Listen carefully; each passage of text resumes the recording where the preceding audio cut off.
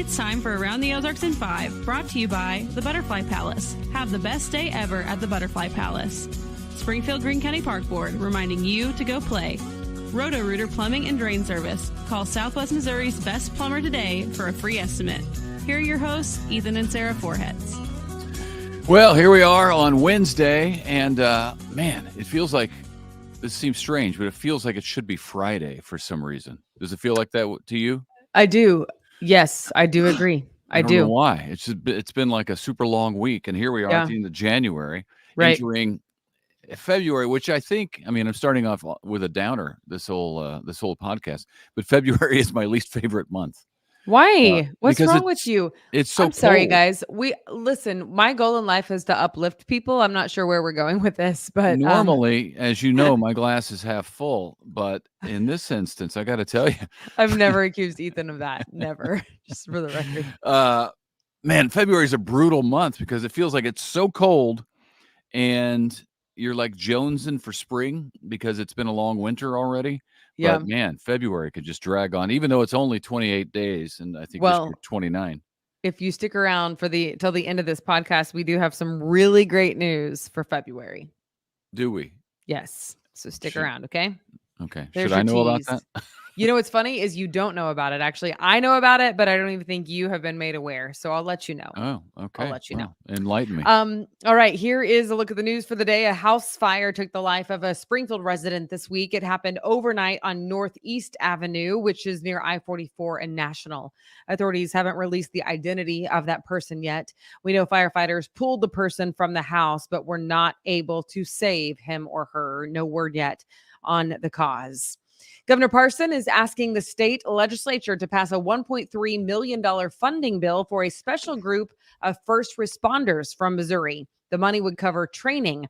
About 200 first responders across the state make up Missouri Task Force 1. Perhaps you have heard of them. They often deploy as needed in Missouri and really across the country whenever they are needed at a moment's notice for search and rescue.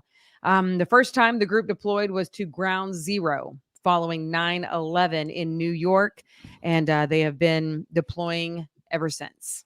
Yeah, they do great work, and this money is for training. That money got cut out of the budget last year, part of a line item veto because the budget was too much. They had to cut some things out, but they want to put it back in this year, and get them some quality training because they had to cut last year's training short. And they really are a great group of search and rescue people, first responders who do a really good job. When you go to 9/11, you're the best of the best. That's a tough gig. Yep. Well, you could call this a sign of the times. Recreational marijuana spending hit a record high of $106.5 million. That's just in the month of December. Wow. Just in the month of December in the state of Missouri. Yeah. The previous monthly record for sales was $99 million in the month of July. Recreational marijuana, of course, went on sale for the first time in Missouri last February after voters approved it in 2022. So sales now for the year, which isn't even a full year of sales, were $1.3 billion. So a new industry is born. Yes. Yesterday, the girls were actually Griffin was too. All three kids were in the car with me yesterday, and we were driving in town, and we pulled up to a stoplight, and there was a man walking on a sidewalk kind of close to our car, and he puffed out smoke right as we walked by to what I thought was a cigarette until I smelled it. And they all three said, it was the cutest thing. They all three go, "Mom, that smells like a skunk." And I was like, "Yep, today's the day." So today is the day that we get to have this discussion. You remember when that happened to me at the Tom Petty concert? Yeah, except for you're 50 and they're 14. So I was like, "You've literally never smelled marijuana?" Ethan was like, "It smells like a skunk in here." I was like, "Duh, you moron." And he was like, "Oh, Like, I was like, what rock have you been living under? Well, for it was 50 illegal at years? the time. It was 50 illegal. years. It was illegal at the time, and it was like I was in a cloud of it. Well, and Tom Ethan Petty is concert. often funny, and so I thought maybe he was kidding. So I looked at him like with this No. confused look on my face, and he was like, doesn't it smell like a skunk? Doesn't it, babe?" I'm like, "Doesn't it? What are you talking about?" Anyway, That then was I totally proceeded to crack up laughing for like 30 minutes because I couldn't believe my ears. No, that whole thing, it slipped my mind for a second, and I was completely authentic in saying that. And then it hit whenever you looked at me like that, I was like, "Oh yeah, we're at a Tom Petty concert." It was the strangest thing. Anyway, this is certainly going to be clipped for Instagram, so watch out. I just already know it. Taylor is going to be like, "Yep, let's use that one." Anywho, moving on to this next story, which, by the way, I might also call a sign of the times. But I can laugh at myself. That's the important thing. Because I know everybody else is. The Taylor Swift Act is now under consideration in the Missouri legislature. It would allow victims of deep fake manipulated videos and photos to sue the creators of those photos and videos for damages in civil court. It, of course, is named after Taylor Swift after recent fake explicit photos of her began circulating online. Right now, this may be hard to believe. It is for me. There are not any federal laws related to AI-generated deep fake pictures. Yep. So, man, oh man. How they were not ahead of that. A can of worms. I can't even be. I am not a conspiracy theorist, but I'm a coincidence noticer. That's what my friend said once, and it cracked me smooth up. That's good. I know, isn't it? So, and this isn't really, I shouldn't say this isn't really a coincidence, but the fact that, like, as if they didn't know this was coming, you know what I'm saying? Like, so for Taylor Swift, I mean, that's horrific because they look real. I mean, they look 100% legit, but they're not. But I mean, what about politicians? That's Right. a problem for them. I don't understand how there's not anything on the books yet. Do you recognize how long this has been underway? What are they doing? What exactly are they doing? Well, I know, because even before the deep fake stuff, there's Photoshop that, is getting better, and in recent years can make something look fairly real. Anyway, when it's it not. concerns me for democracy. Well, because nobody can believe anything. You don't know you literally don't know what is true. Anything anybody tells me now, they also may be a coincidence noticer. But anything anybody tells me now, I'm like, well, yeah, I could see that. But I don't know it. I don't know that it's true. Yeah, I can't go on it based on what they say, but I'm not shocked by anything. I'd be like, yeah, that could be true. I could see that. But how am I going to know? How am I going to know? Right. So let me show you this picture that I took this weekend. I just feel like it's an appropriate time for this. So this is not in our scripts. No, it's not.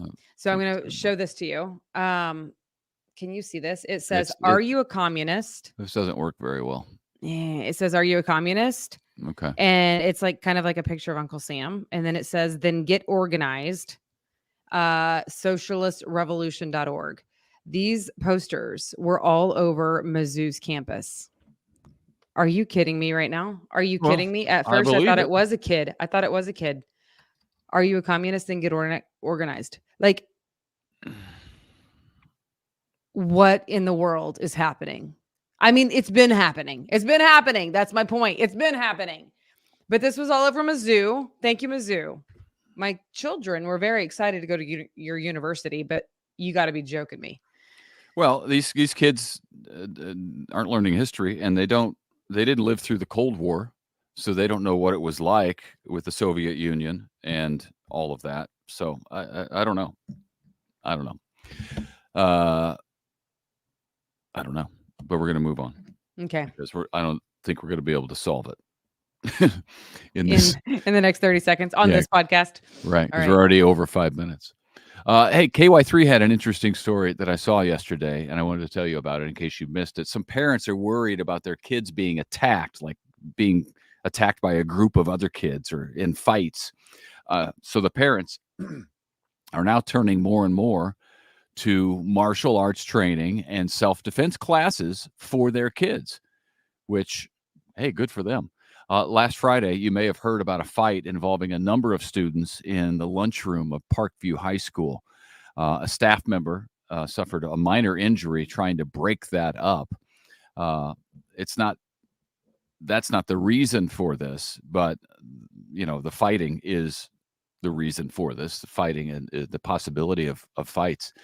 Some parents are now teaching their kids how to defend themselves against physical violence just because of all the things that they see online. And I was talking about this recently on the podcast. It used to be when there was a fight in my day, you get off the bus and there'd be a fight at the bus stop and there'd be two guys usually fighting. And when one of them goes down, that's when the crowd kind of moves in and says, all right, he's had enough. And the point is made by the kid who won the fight, and nobody's badly injured or severely hurt. It's just their pride is wounded and maybe they have a bloody nose. Yeah. That used to be the old way of doing it. Now you see these videos and it's just a number of kids beating someone unconscious and continuing often to hit them. unprovoked. Well, we didn't have unprovoked fights. I don't know the I had backstory. 2 fights in high school, both of them provoked. Well, I We don't didn't know. have unprovoked fights.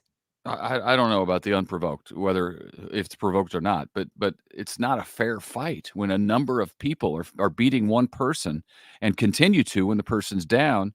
And instead of the bystanders saying, okay, guys, that's it, they're recording it with their phones to post. Well, and in this case, a teacher jumps in, and I actually happen to know what kind of injury it is. And I will not say how or why I know that, but you call it a minor injury. It could have been major. Well, that's what I read on the TV stations. All the news sites said minor injury, according I know, to because that's what the police report district. says. But sometimes you have to say define minor injury, and the reporter didn't say that clearly, which is fine. I mean, I'm not throwing the reporter because they don't know. They don't know. But there you go. There's a tip for you. Define minor injury, please. PIO, sir. Anyway, none of this. This one has already been in the news, but here we go again. Many business owners along East Sunshine from Glenstone Avenue to Sam's Club, basically Blackman Road, have expressed much concern over raised medians on East Sunshine along that stretch. And MoDOT says, hey, we want to hear from you.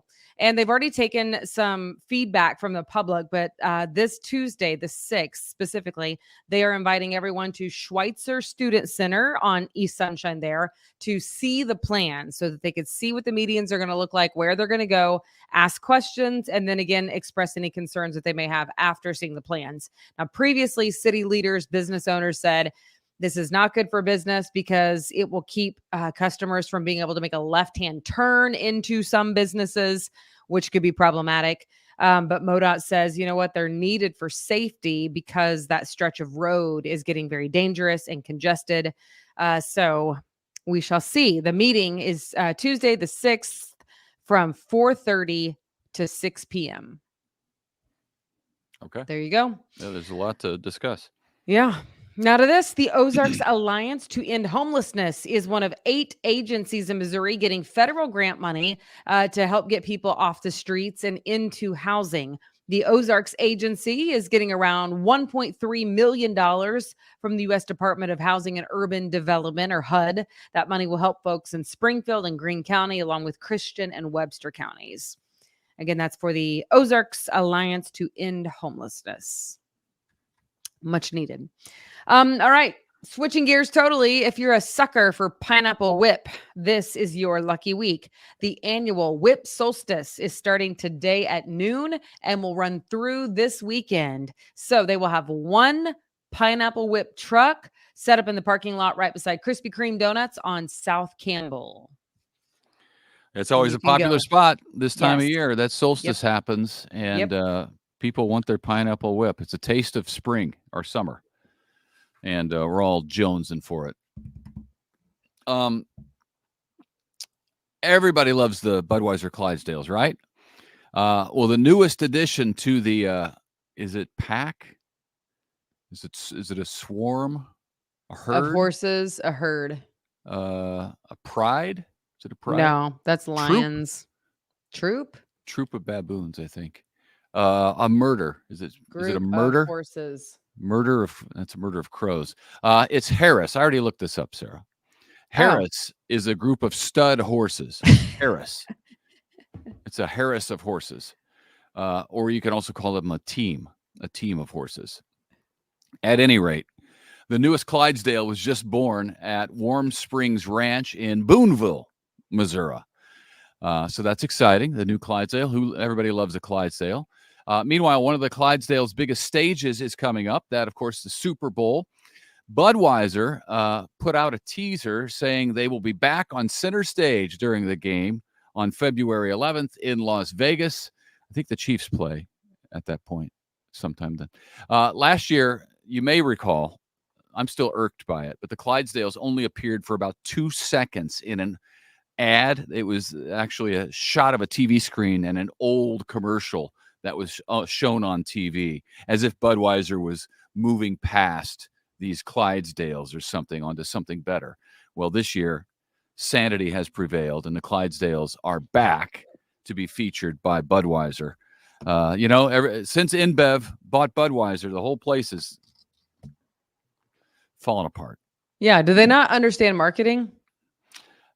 They literally tried to move on from that as if like, oh, this is we're going to tip of the hat to our heritage, but we're going to move on to cooler things.